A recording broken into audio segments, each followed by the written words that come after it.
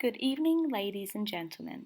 My name is SharnaBrendecke, and today I am here to analyse the economic environment of the Chinese foreign market and the implications and advantages it has for Larissa Bright Australia. Larissa Bright Australia specialises in all-natural Australian skincare and beauty products that are vegan, organic, eco-friendly and not tested on animals. Larissa Bright consumers are typically Australian. However, Larissa Bright has successfully exported products to New Zealand and Korea and now hopes to export to Asia, specifically China. The Chinese market, in particular, would be the ideal market for Larissa Bright Australia, as Chinese consumers are active online shoppers who love natural products. Chinese consumers also prefer to import beauty products as they believe they are of a higher quality. The Chinese also recognise Australia as being a green environment and are, therefore, more likely to buy natural products from Australian brands. China has long been regarded as a strong economic country. In fact, 17.53% of the world's economy is made by China, which is not surprising considering the country's gross domestic product, or GDP, was measured at $10,866.44 billion in 2015. And China's GDP continues to grow at a percentage of 6.7 yearly. As of August 2016, the Consumer Price Index was at 101.3 index points, and China's government debt was recorded at 43.9% in 2015. In regards to China's labour force, the working age population, which includes those between 16 and 60, was at 915.83 million in 2015. That meant that 67% of the Chinese population was considered to be working. In comparison, the unemployment rate was measured to be at 4.05% and is expected to stay at this rate until at least 2021. In 2016, the Chinese population is said to be at 1.382 billion, with China making up 18.72% of the world's population, and the population is still growing yearly by approximately 0.46%. That is a lot of potential customers for Larissa Bright Australia. In regards to income, China has a high disposable income of 31,195 Chinese yuan renminbi (CNY) in 2015, which rose significantly from 28,844 CNY in 2014. Consumer spending is also high at 264,757.60 CNY 100 million. Consumers with high disposable income are more likely to spend money and purchase items such as beauty products, which are not considered a necessity.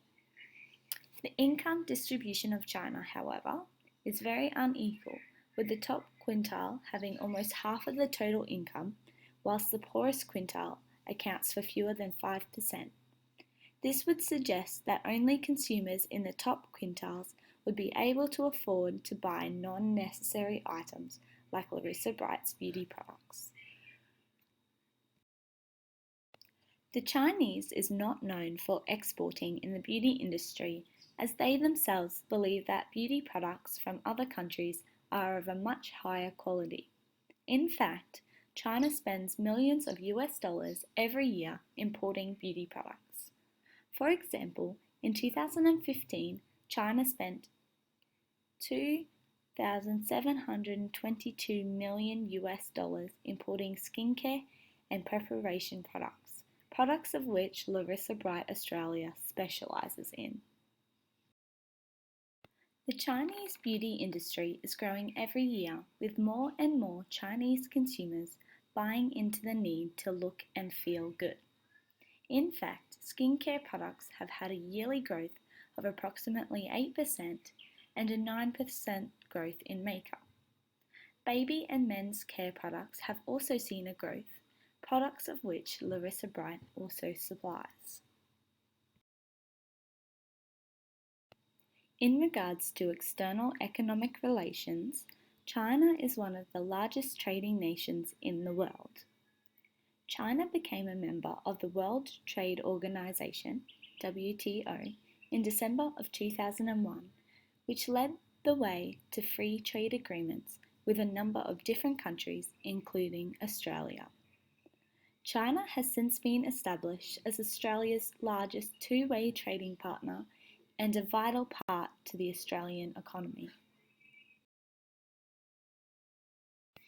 The Chinese economy has its strengths and weaknesses. However, its strengths far outweigh its weaknesses.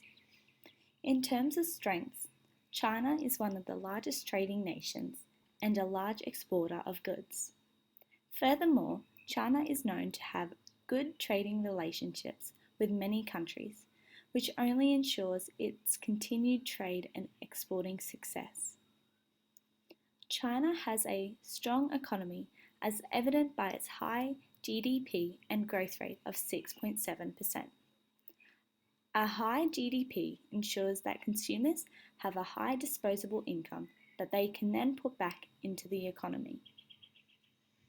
As China has such a strong economy, it is very unlikely that the country would experience any kind of financial crisis.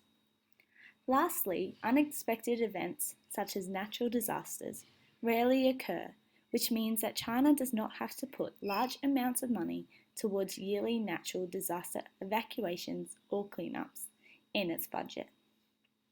The only major weaknesses to the Chinese economy are that income is not distributed equally and that they rely too heavily on exportation. If China had a more equalized distribution of income, then a large number of consumers would be able to purchase more expensive or non-necessity items such as beauty products. Overall, the Chinese market has a number of ramifications and attractions.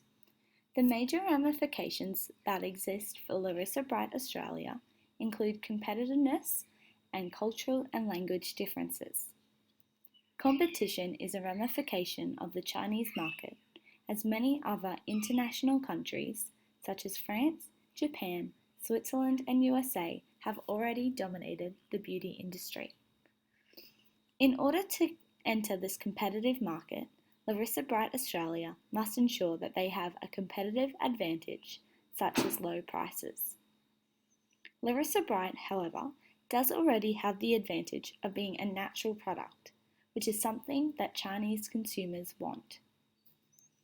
The other complication is the cultural and language difference, which could be a barrier to entering the Chinese market. This could be overcome, however, by employing someone who is Chinese and/or working with local distributors or agents. These ramifications will need to be considered in order to create a suitable market entry strategy. In contrast to the ramifications, the Chinese market has many attractions.